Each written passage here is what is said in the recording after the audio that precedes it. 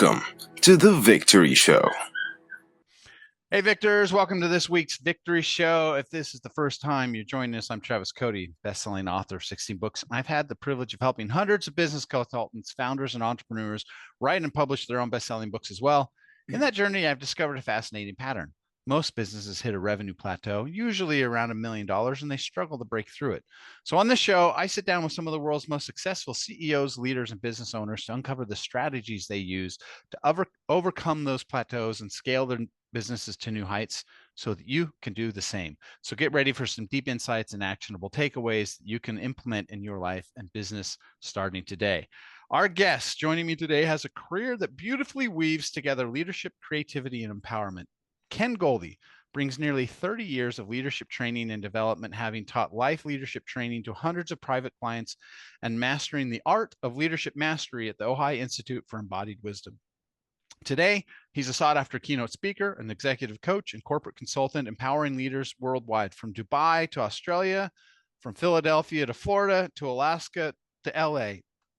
But Ken isn't just a teacher of leadership, he lives it. As a film producer, director, and a screenwriter, his storytelling brilliance shines through his work, including adapting Isaac Asimov's The End of Eternity for Fox Studios, bringing the worlds of H.G. Wells to life for Universal, and crafting the powerful World War II drama Walking with the Enemy starring Ben Kingsley, which is recognized by the Motion Picture Academy's core collection. Ken's unique blend of artistic vision, business acumen, and leadership mastery empowers his clients not only to lead with excellence, but to inspire greatness in those they lead. Ken, thank you so much for being here today. I'm excited for our conversation. What a great intro. I have to give you kudos for taking my various backgrounds and resumes and putting it together in that intro. Thank you very, very much. That was lovely to hear. You're like, I sound pretty impressive now that you say wow, that. that sounds good. So what an interesting journey you've been on. I mean, you go coming from the entertainment world into corporate and executive leadership, and I'm not going to take us down the topic, but having been in Hollywood for 15, 16 years, I could definitely say that Hollywood does seem to be lacking some good leadership as of late, which I think maybe feels like why some of the things are sort of floundering. So let's talk about that a little bit. So it sounds like you had the dream of like, I'm going to go to Hollywood. And I mean, look, you've worked with Fox, you've got stuff made by Fox, by Universal. So I mean, you've got some stuff done. You had your foot in that world. Let's talk about that a little bit, because I'm super curious then as to how that also then, when did you pivot into breakthrough leadership and doing the work that you do today? Yeah, it was a long overlap. I always wanted to be a writer from the time I grew up, reading novels, wanted to be a novelist. I've written 2 novels. I got into screenwriting kind of in college and after college because I figured I could sort of make a living in Hollywood while attempting to make a living as a writer instead of being a bartender, being a novelist.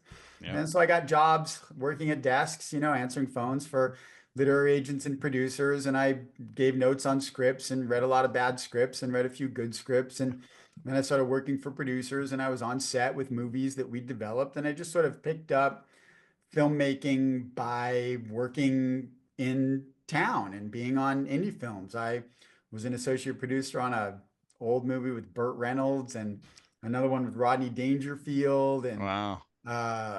Cameron Diaz's first role was in a film that I produced. Oh yeah, what was that? It was called The Keys to Tulsa with Eric Stoltz and James Spader. And What was that before The Mask? Maybe it might have been right after The Mask. In fact, I think did The Mask, and she was still like that the hadn't blonde girl released yet. in The So Mask, yeah. and they wanted her to get something more serious. And we were doing this drama with Eric and Jimmy Spader and Deborah Unger and Joanna Going, and Wow. so it was one scene at the beginning of the movie with Cameron, and so she was great. She came down to Texas where we shot, and I hung out with her and then saw her go on to be a superstar. And then somewhere along the way, I decided that I wanted to start directing. I produced a few films and kind of had this notion of you're not really going to learn the whole filmmaking experience if you're always just behind, the wall that says no producers on set kind of thing. I wanted to direct, so I directed a short film. I had the legendary David Ogden Stiers from MASH Oh, in my wow. film. And So then you know what's funny is like I know everybody knows him from MASH, but my favorite role of his was in the Dead Zone series. oh yeah, that's I right. loved his What? character in that show. It was such And a good show. he was also the voice of Cogsworth the Clock in the Beauty and the Beast animated I did not know in the that. 90s. Yeah. What? So I met David on Meet Wally Sparks and then asked him to be in my short. And he came down and I was in my short film.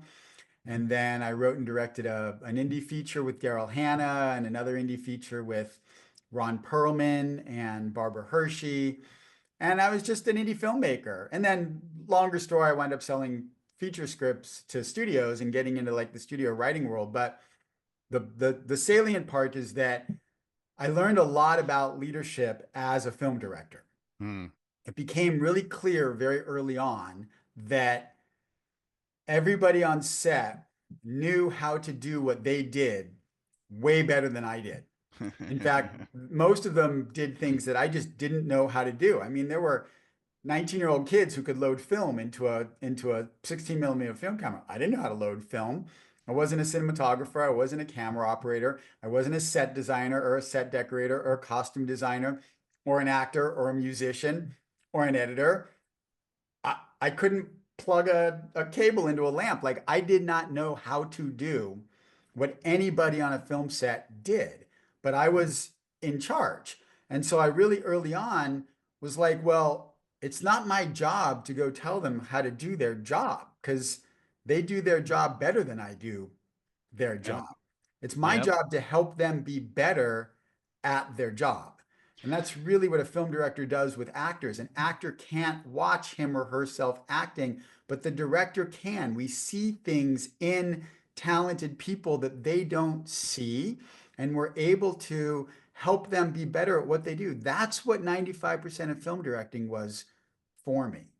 I love that. You know, when I first did my first two short films, that was the experience that I had because as a director, I'm like, this got my vision on this thing, and we hit a point where I was just so exhausted, and I'm working on the scene, and I just told the editor because he was asking for notes because I'd been right over his shoulder micromanaging everything, and I was like, just this scene, just here's the shot list, like do your thing, and I come back the next day and it was so much better than what I had in my mind that I was like, I've been making him. I just need to get out of the Get editor's out of the way and way. let him do his thing because it was Yeah. so far better. And that was the first Yeah. time I realized, like, oh yeah, he's an editor for a reason because he sees things differently, and Yeah. it made my work look way better. Yeah. So And then yeah, you just that is definitely there's it, definitely some parallels to there. for sure. And then you just keep people out of the weeds, like artists, they'll be walking down a road with like corn stalks on either side. And they're like, ooh, look, a bird down the corn stalks. And they'll go this way and they'll go that way. You're like, here's the road. And they'll go this way. You're like, here's the road. You, that's what leadership was to me on a film set. And then I sold scripts and I got, great jobs. I worked with amazing producers at the studio level. And I mean, Bob Orsi and Walter Parks and just great people. Anton Fuqua. I worked with great people. I had so much fun. And then, it's a longer story, but like Netflix and the death of home video and streamers and 2019 writers had to fire their agents and 2020 COVID and then the Writers Guild strike in 23. And I just started going, you know what? The movie business is going through some serious upheavals. And I did it. I did it for 25 years. I directed indie films. I wrote studio films. I had studio films You made, you had a full career. a full career. And there were a lot of young people trying to claw their way in. And I was like, my identity as a creative artist had been more than fulfilled, and I wanted to do something else with the second half of my life. And I so love I it. looked at the skills that I had and I said, well, there's not a lot of companies out there who are going to hire me to teach them filmmaking, but there's a lot of companies out there who will hire me to teach them the lessons I learned about leadership while filmmaking. And I started to see that what I did as a film director has now applied to CEOs in financial services companies and plumbing companies and clothing design companies and medical service companies and like I know 2,000 CEOs around the country, and they all are trying to achieve the same thing, which is to figure out how to get out of their own way and get out of the way of their people who they pay a lot of money to because they're really talented, and just help talented people do their jobs better. And it's working. I love it. That's fantastic. You know, when so I have a lot of people that reach out to me on LinkedIn, and I say people, usually business owners or C-suite guys that have been thinking about writing a book, and they've been thinking about it for years because it seems like it's a big, overwhelming project and a lot of work. And one of the things I hear all the time is I'm not a writer. Right. And the reason I'm giving that context is like my response to that is I'm like, that's great because you don't need to be a writer. Amazon doesn't have a best-selling writer category, but they do have a best-selling author category. And when you're an author, you're more like a director of a film. You help the outlining, you get the rough draft done, and then you give it to other people that are going to do the editing and the CGI and the polishing for you. Mhm. And when you're done, now it's the same thing. You've got a team of people that you're working with to get the book done. So I love that. So what are maybe, let's say, start with three maybe core leadership principles that you discovered as a producer and a director that now you apply into the corporate space? Well, the first one, I'm just going to dovetail off what you just said. I would say to somebody who says, I'm not a writer, I'd say you don't have to be a writer. You just have to be a storyteller. Hmm. All CEOs are storytellers. That's their job, to stand up in front of the team and say, this is my vision of where we're going. You tell a story. To stand up in front of the board of directors and say, this is my vision of where we're going. To stand up in front of the shareholders, to stand up in front of your customers, your clients. It's why we see Ryan Reynolds doing Mint Mobile commercials, because we tell stories to people. It's the story that engages them. If you're already a person who is in a position of leadership where you're telling a story, you're already writing. The only thing is just to get the story that comes out of your mouth onto paper. And these days there's AI tools and recorders and Fathom and note takers and so many ways where you don't have to sit at a computer and look at a blank page and type. You just look at your computer screen like it's another person and tell them your story. Yeah. And that gets your first draft out. And then you send that to an editor. It's not, you don't have to be Truman Capote Yeah. figuring out how to put sentences together. You just have to tell your story. It's so interesting you say that, and you'll appreciate this story. So I had a couple of books written. My first book took me about 2 years to write. The second one took me a little under 2 years, but I had a publisher and it was miserable because they kept setting arbitrary deadlines. And nothing is more miserable to a writer than someone else giving them a deadline. But I was working with Jonathan Crane when Sally got the deal to write her memoirs. And I remember being in the office, walking by her office, and like she's in there and she's dancing around and she's laughing hysterically. And I'm like poking my head in there. I'm like, hey, Sally, what's going on? I'm working on my book, Travis. And I was so confused because my first two books had been such a miserable experience of like self-doubt and loathing and taking forever. And my brain's just like, when I worked on my book, like I wasn't dancing around. There was no laughing in my office when I was working on my book. And so I started talking to Sally about, well, so tell me what you're doing with your book. And so she started telling me how she was doing it. And it occurred to me that Sally approached writing a book like an actress, not like a writer. And part of that was she was getting up and basically turning on a recorder and going, let me just act out that memory that I have. Yeah. And then that's what went to the editor. And her book, when people read it, they're like, this is the most entertaining stories ever. And my brain went, wait a minute, what I've been told about what it means to be a writer, to do a book, no one ever told me there was another way to do this. And so I used Sally's model, and I went home, and my next book, I finished my draft in 3 weeks. By just talking it And out. yep, and now that's the process that I use with people. Is I use that process. That's how famous people have written their memoirs forever. Like, do you think Winston Churchill sat down at a typewriter and typed 800 pages of his life by two story? fingers at a time? Can you imagine with cigar, smoke going down on it?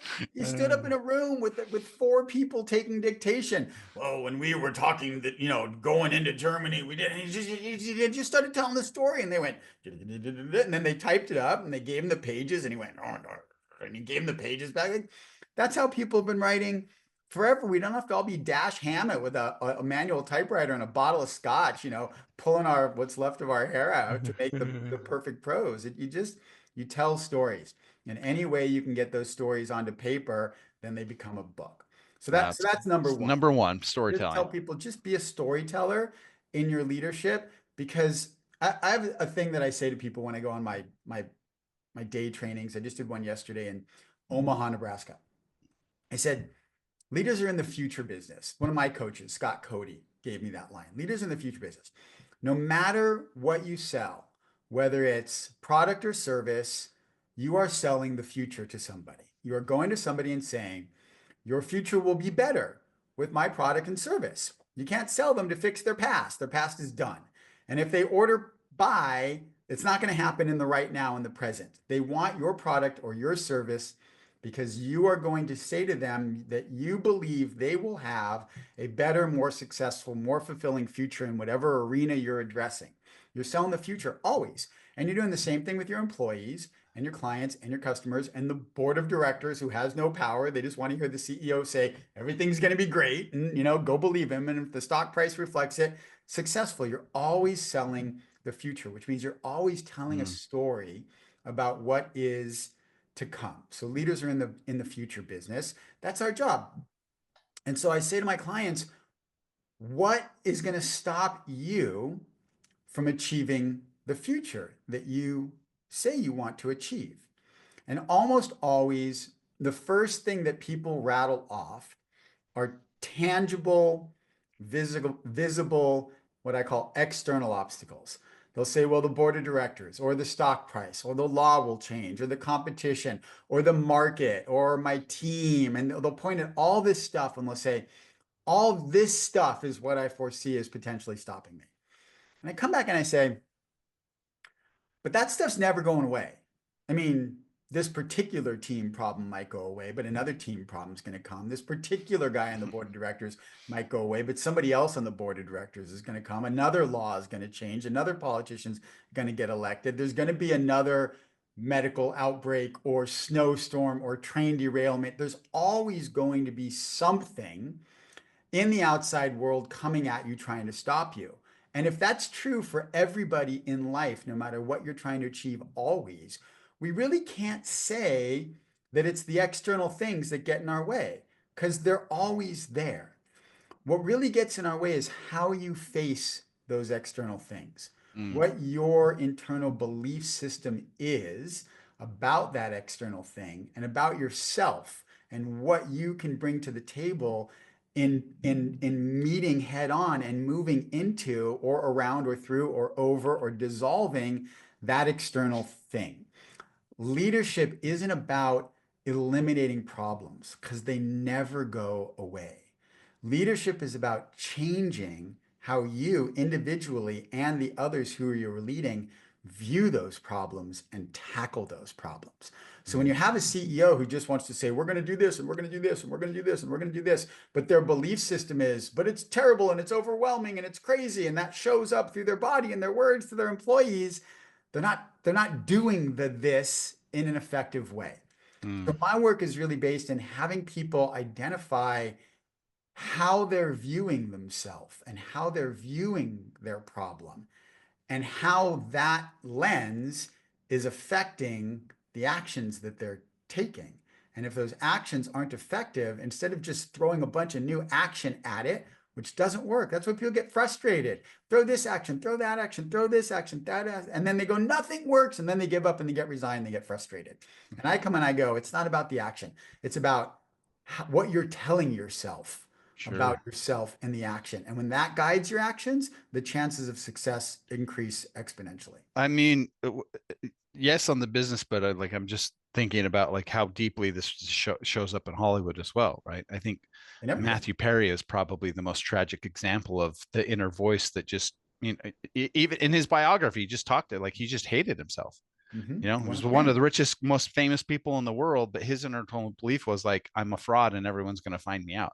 Yeah. Which was just fascinating to me, that you could reach that level of success and still have that, right? And so yet it's so very, very common. And to your point, right? It doesn't matter how successful or how rich or how famous you get.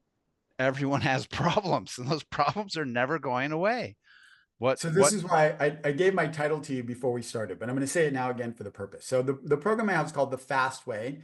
FAST is an acronym, stands for feelings, action, speech, and thought. I'm very proud I had it trademarked, my first trademark. I've got Sweet. 50 copyrights. Congratulations. Thank you. 50 copyrights and scripts and books and everything over the years, but my first trademark. That was great. So it's called the FAST Way, defining your feelings, action, speech, and thought to express yourself for ultimate success. Defining means you get to choose. You get to say, this is how I choose to think and feel about myself and about where I fit in the world and about what the world is and my role in the world and how I apply it.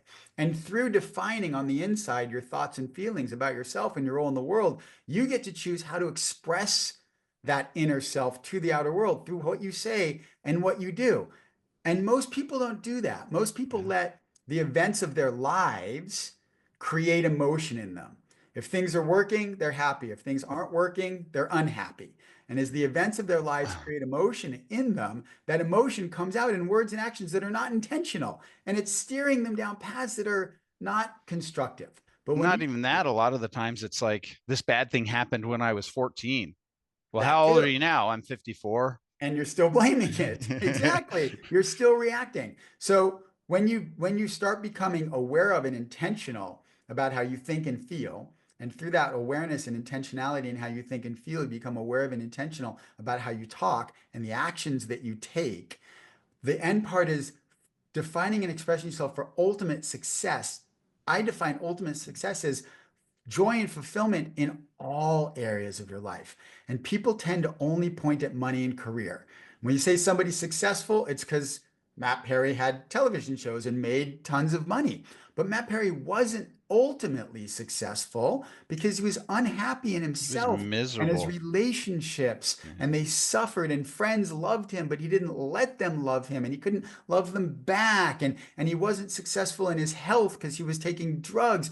Ultimate success is you are joyful and fulfilled in your career, in your finances, but also in your love relationship or relationships, in your relationship with your parents and your children, in your relationship to yourself, to God, if you're spiritual, your health, your body, your lifestyle, your home, your travel. When all of it is joyful and fulfilled, that is ultimate success. And so what I do with my clients is I say, okay, great, you're making money, but are you happy? Well, I'm happy with work. Okay, but are you happy? Oh, no, well, this is suffering a little bit and this is suffering a little bit. Great. So how much more money do you need to make for your marriage to be working? And there's no amount of money that's going to make their marriage work. Their marriage is not working because they're not putting effort into their marriage the way they're putting into work. How much more money do you need to make to lose 100 pounds and be healthy and get your cholesterol down? No amount of money. No amount of money is going to have them lose weight. All that's going to start with changing their belief system about themselves and their relationship to whatever area of life they're in that's not working for them, and creating a belief system that's more effective in solving the problems that they have. So I love that. And I'm going to do another movie analogy. You're going to get this, but for people who are not in Hollywood, I think they sometimes have a hard time accepting that this is the way it is. This is probably the lesson I learned after I had transitioned out of Hollywood into marketing, but I'd moved from LA to Las Vegas. And it's around that concept of, and I'm going to say this is a very American sort of mindset of I'll be happy when, right? Yeah. And so, and you see this, like, I'm going to use this for actors.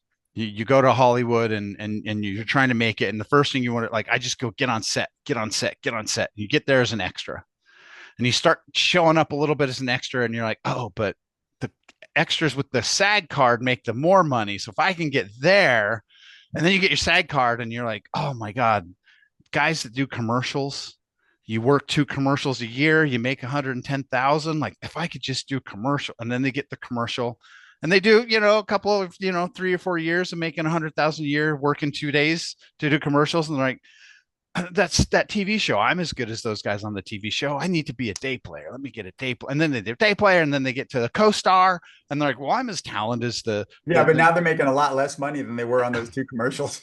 and then like, and now I want to be the star. And eventually maybe they'll get to be a point where they're a star. And this is when it really drove home to me. It was the ninth season of Big Bang Theory. I forget who the main actor was, but everybody, I think it was everybody on the show was getting him 2 million an episode. So 2 million a week. Yeah.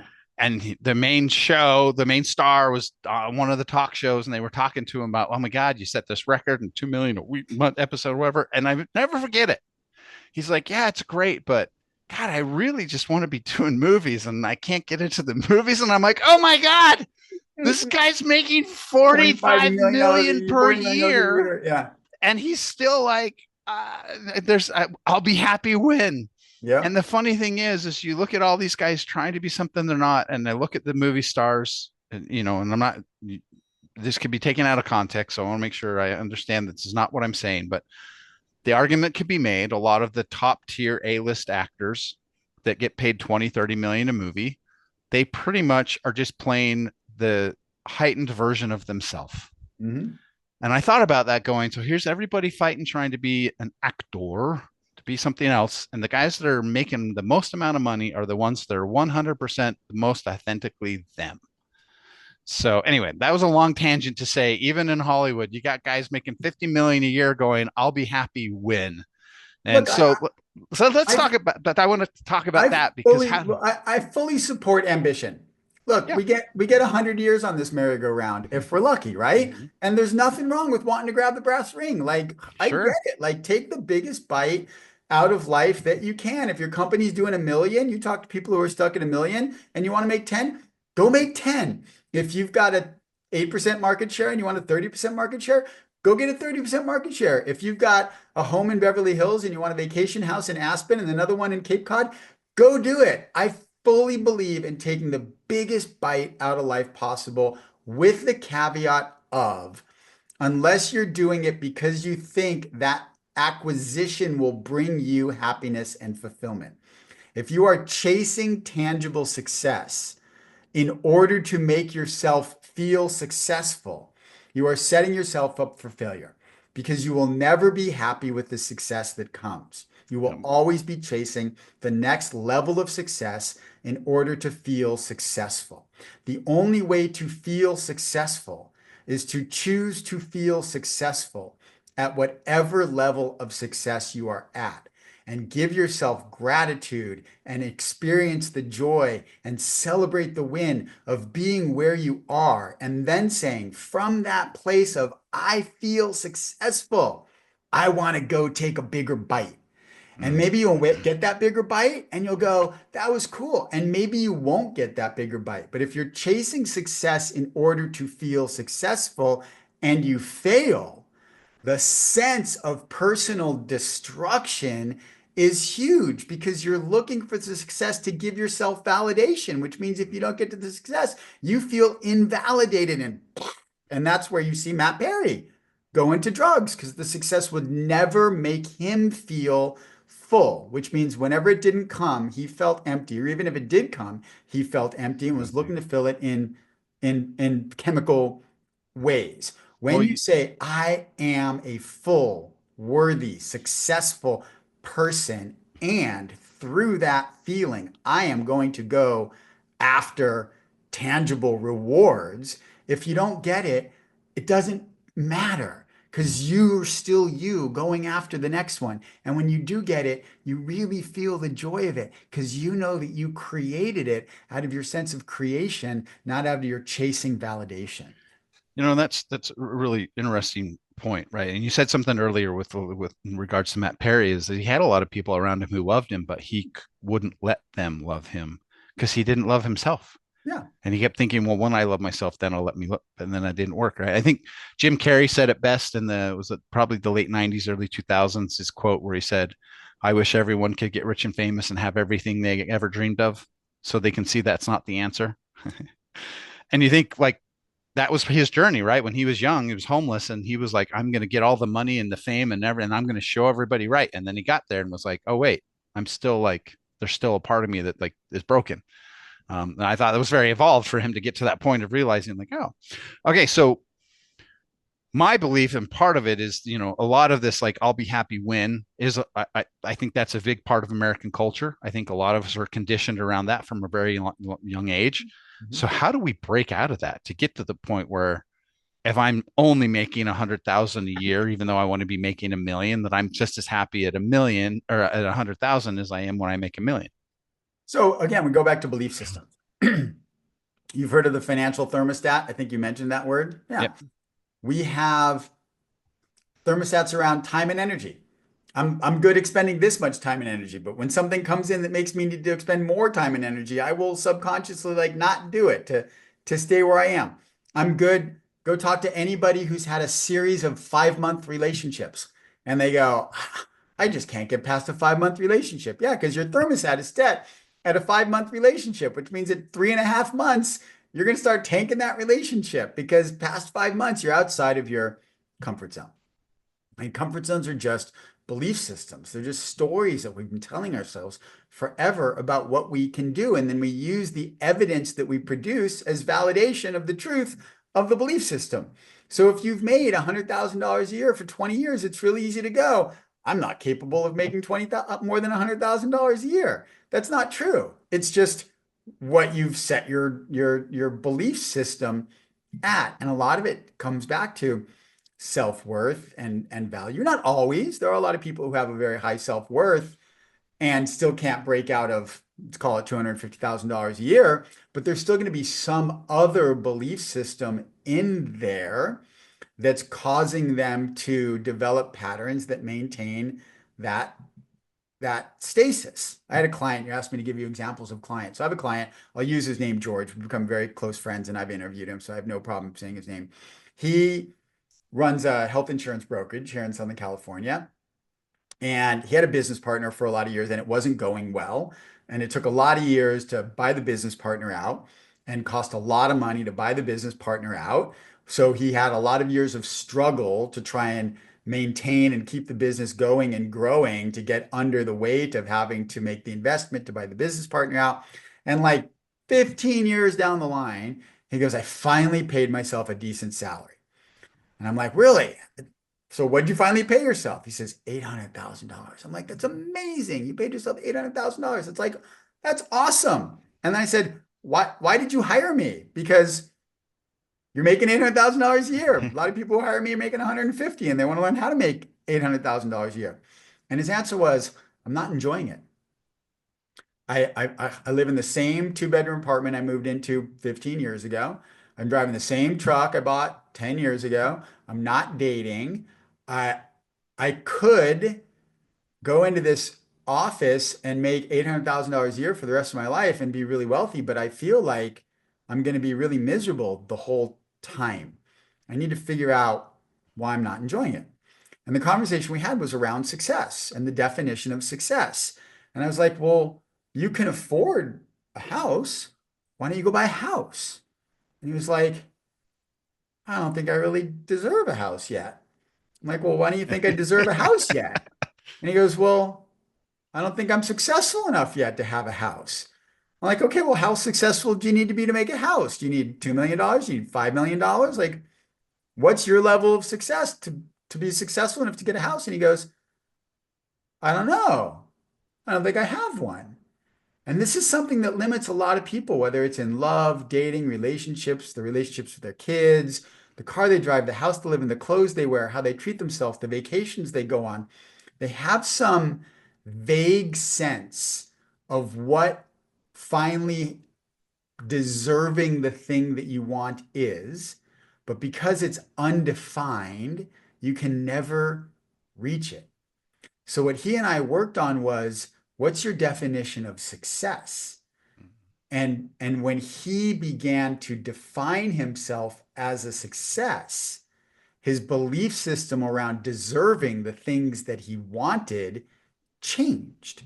And within 3 months after and I'm not kidding you, 10 1-hour sessions, I mean, changing your belief system changes the results of your life very quickly. Within 3 months, he had a girlfriend who I'm going to his wedding in 2 months from now. Wow. This is over 2 years, 2 years. So he had a girlfriend. 2 years later, they're getting married. He bought a house in Huntington Beach and remodeled it and has his dream house. And he sold his company for 7 figures. So, Wow. but that none of that would have happened if he kept going with, I don't deserve it. It all changed with, yeah, I am a success and I deserve to have the things that I want. And then he got the things that he wanted.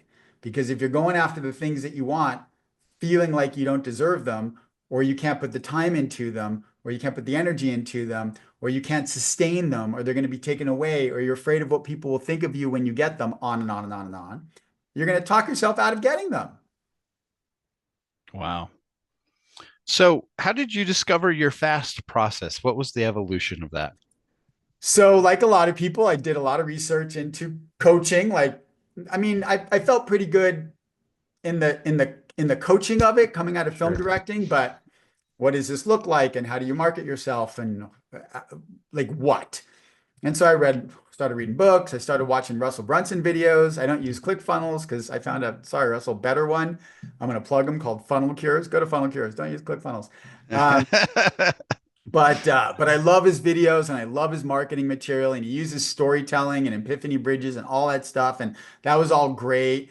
And I found Alex Hormozzi, and everybody was talking about framework, framework, framework. Like, unless you're Tony Robbins or Dean Graziosi or Brendan Bouchard or Brian Brown, and you're celebrity enough that you can sell your coaching based on your celebrity, there's nothing about the material to distinguish you from anybody else. We're all teaching the same thing, which is how to change your belief system and create a new one to be different. You have to have a framework that tells somebody, this is how I'm going to do it. Because Yeah. personal development is personal development. People are buying your model of personal development, and every model works to everybody differently. Looks like I have a question, so I'm gonna. No, I was going to say, it's funny because even Tony Robbins and Dean Graziosi, they both have frameworks inside of Yeah, their system. So, right.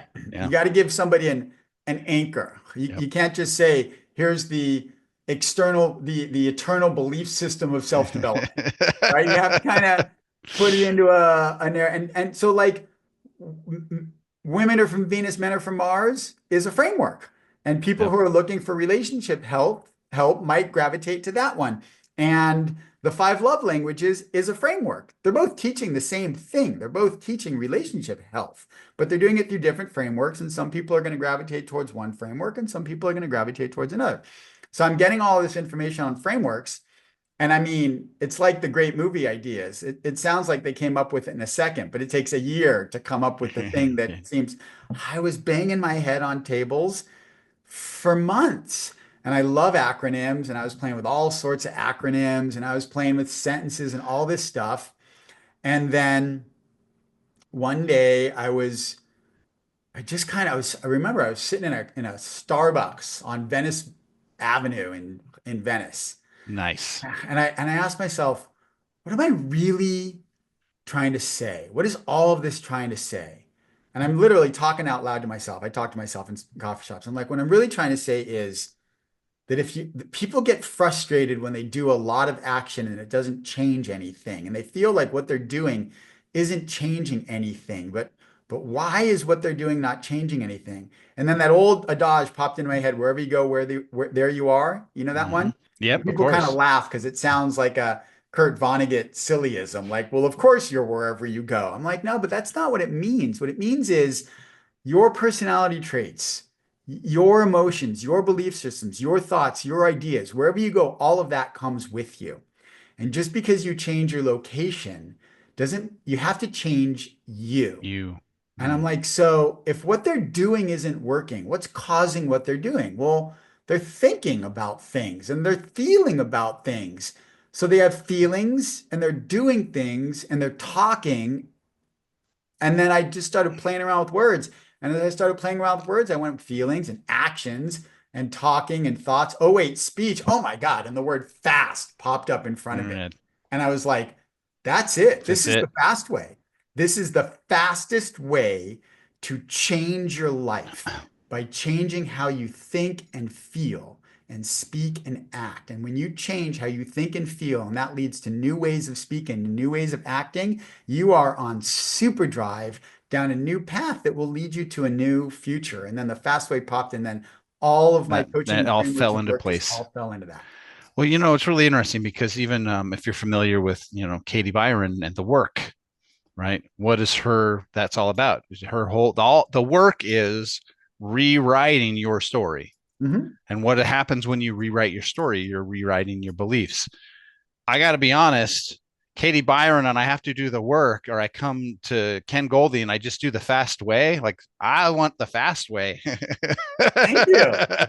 Because I do the work, but when you say the work, people don't know what it means. When I say you can change how you think, feel, speak, and act, and that will help you create ultimate success, people go, "Oh, I want to learn more." And then inside of that, I've developed a system that applies it. I mean, I'm gonna say it. I've now had, I mean, I can't even count. I've had dozens of CEO clients who run anything from 10 to $500 million businesses. I mean, people who make a lot more money than me and have a lot more responsibility than me are still coming to me saying, "Show me how this fast way works." And when I do it in 10 weeks with somebody, like their whole way of being changes, and the results that come out of their lives are extraordinary, and delivering what the name promises, fast. I've had 35-year-old middle managers stuck in middle management get promoted to directors of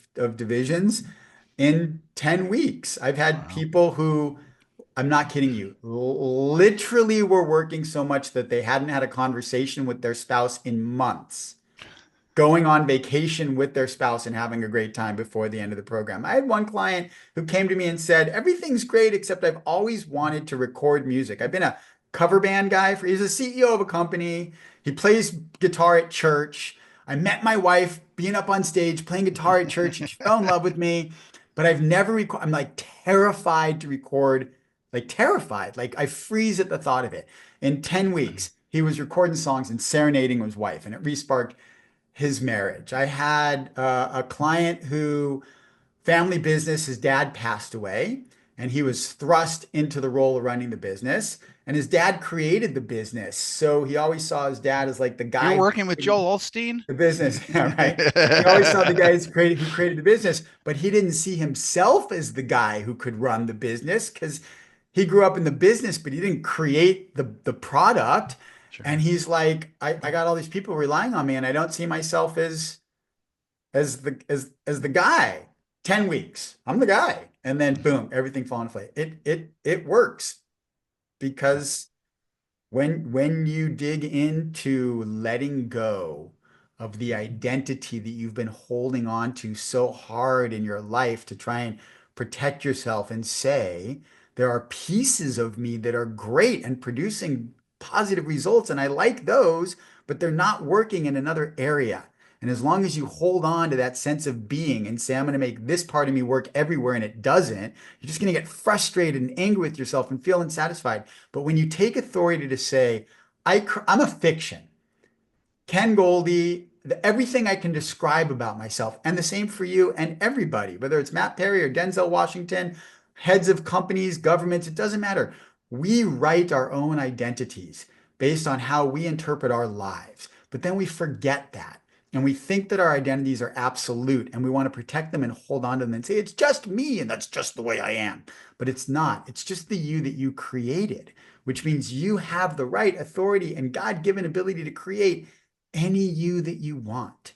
And when you can create a new you in every area of your life and say, "This you me works here, that's awesome. And this me works here, that's awesome." They're all you. It's just being more empowered around who you want to be to create the success you want to create in every area of your life. And when you take that authority, you can create ultimate success in all areas of your life without waiting for those areas of your life to deliver to you the tangible things you think you need to feel successful. So isn't it interesting how much the belief is like? So what pops to mind is just Arnold Schwarzenegger, right? 100%. Most people would have said, "Small town, no way I'll be a bodybuilder." And he's like, "I'm going to not only be bodybuilder, I'm going to be a number one bodybuilder." because by being a number one bodybuilder, I can become an actor. So everybody said you can't be a bodybuilder. Then he did it. You can't be an actor because a weird name and accent, got that. And then like, I'm going to be governor. And and most people would have been like, oh no, you got to be the mayor and then city council. And I got to Senate and then I got to do it. And then I can be, and he's like, why don't I just go there? Right. Because his belief system was, I just want that. Right. Arnold Schwarzenegger in work and business lives the fast way.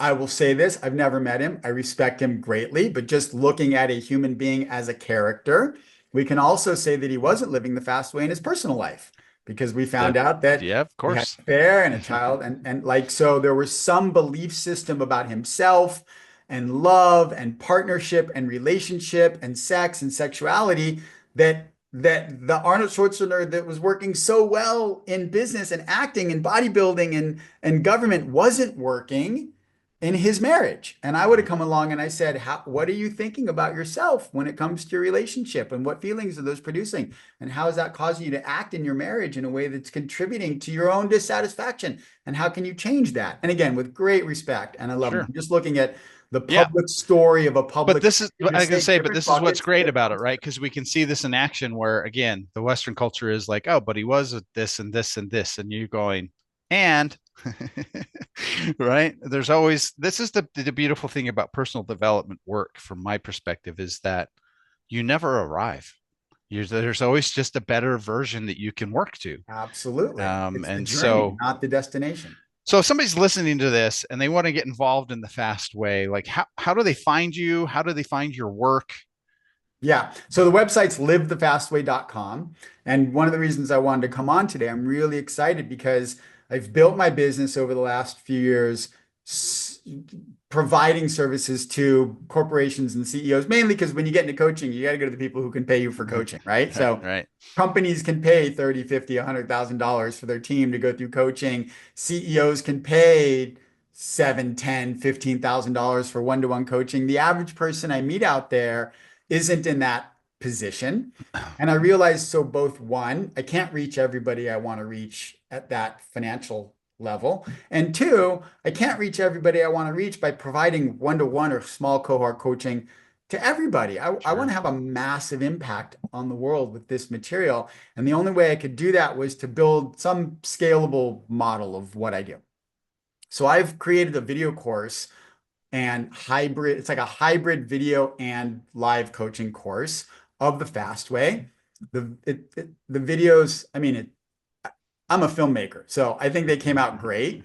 It's me on camera delivering all of the material that I delivered to my one-to-one clients personally, but delivering to you over the videos. There's, I think, 20 something modules, and each module has 7 or 8 videos. The videos are short. They're 5, 7 minutes long. You don't have to sit down and watch 20 hours of a video course. Oh my God, you watch 5 minutes. And every video, almost every video, comes with a worksheet where you take in the material and then you go do it. And then you come back to the next video and it says, how did that work for you? And you actually do the fast way. I read a lot of books. We've talked about a lot of books today, whether it's Tony or Dean or Stephen Covey or Dan Collins. I read a lot of books, and this is a common experience I have.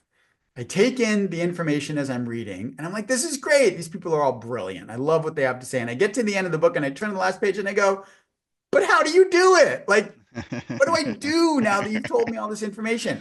And so rarely do they tell you how to do it. I intentionally created the fast way as a method. When you watch the video and you do the worksheet, you are engaging in the method. And the promise I have is that when you watch the videos and do the worksheets, that the same transformation that my one-to-one clients get with me, you get going through the process when you do the process. And then to add to that, I have a once a month group coaching call. So you get the videos, and then once a month you get online with other people. It's a larger scale format. And sometimes it's me, oftentimes it's other coaches on those calls. But instead of that coach being on that call delivering the material the way I do with a one-to-one client, where everybody has to be at the same pace, because you're watching the videos, the calls are more about Q&A and successes, and you hear other people's questions and they share their successes and they ask their questions and you hear their answers, and it becomes a conversation, a community conversation about the fast way, which means You don't need me on there teaching it every time because you learned Yep. it in the video, which Sure. means anybody at any stage in the videos can be on the call at the same time. And if you've just started, there's somebody on there who's 8 months in telling you how it's working. And if they're 8 months in, and so all that's there. And it's Love it. super, super, super, super affordable. It's a few $100 a month. You get the videos, you get the once a month online coaching. I just finished the Fast Way book, so that's going to be in there too. Just By the time this airs, it might be ready to go. exactly, exactly. And then other courses, I create other courses. So it's something that I'm making available to everyone. Anyone can afford it. And believe me, the investment will pay off 100-fold when you start creating the you in the world that isn't relying on external factors to bring you success, but that you feel authoritative in your own success. And all that's at livethefastway.com. The fast way. I love it.